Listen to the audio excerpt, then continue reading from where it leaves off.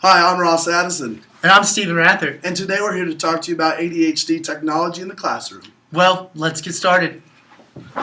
So first thing you got to do is you got to recognize. Recognize! Your students with ADHD in your classroom and some common signs they may be showing. You have to recognize the difficulty of them listening. You have to recognize the difficulty of them staying focused. You have to recognize the difficulty with delayed gratification. Stay with me, Stephen. You got to recognize they're rushing through their work. You got to recognize their poor organization skills, and you got to recognize their poor time management skills. You just have to recognize. You have to recognize that all of these things are not their choice. These are things that are happening because ADHD has affected them neurologically. These aren't things they're choosing to do. They just may be harder to do. These things may be harder for them than other students. You know, these things may affect them academically, but they can also affect their behavior and their social skills, which can be really hard on someone. And you have to recognize. Just recognize. The ADHD is a lifelong thing, and it's going to have long-term effects on someone. So, let's take a look at some common technologies that we can use to help these people. First thing you can do, you can print things out. Handouts! Handouts! Are great because that's something a student can access at any time, and it helps save time and it's less things for them to focus on. So you know what else you can do? You can use low-tech aids such as sticky notes. Help students find things in a book. Also to help students find things, highlighters! Also, you can record materials. Just like we're doing right now on this computer. So a student can come back later and be like, oh yeah, that's what we talked about in class today. Also, electronic calendars and personal computers like we have here. If you have the technology, use it. We got software we can use. We have text-to-speech programs which takes written words and reads them out loud so that way a student who has trouble reading can help.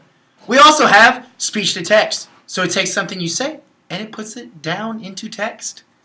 Also, on the same lines, we have scanning pens which can scan over words and read them out loud. We also have pens that can take the words you write and document them for later use, and you can come back, and it's awesome. Great example of this is LiveScribe. Also, with today's technologies, there's many tablets. For example, the iPad, and there's numerous apps you can download. They have alarms, bells and whistles, calendars, anything you need it. Also, everyone has cell phones. If you have it, use it. And I know you do, so use it.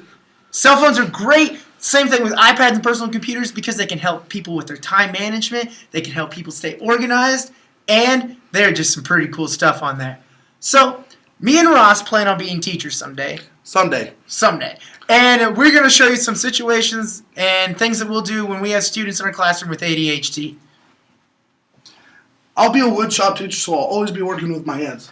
Some of the things, I'm going to always keep them busy doing something. For example, we're going to cut square boards, we're going to plane them down, and then we're going to glue them. So that's going to take 20-25 minutes. Well, after that, we'll find something else smaller we can do, maybe even bigger we can do. We can route the wood after it dries. We've got a 30-minute wait period, so who knows? But then we'll do that multiple days and days and days, and then they'll get to see the beauty of their project coming together. So they get that instant gratification. Steve?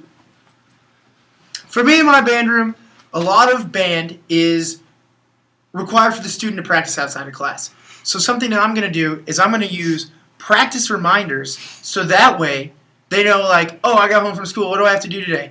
Oh, that alarm's going off, that means I need to practice. And I'm also going to use timers so they know exactly how long they're practicing for so they can see the timer and be like, oh, I only got 10 minutes left, that's not too long, I can work real hard. Another thing I'm going to do is I'm going to use YouTube videos. I'm going to put a lot of lessons online because that way students can come back to them and use them at any time they need and they can be like, yeah, that's pretty awesome. So here's the links we use to make this great presentation. There's a lot of cool stuff here and a lot of awesome resources, so you should check it out. Check it out. They'll be underneath the video and the links, okay? Well, I'm Rathert. And I'm Addison. And we would like to thank you.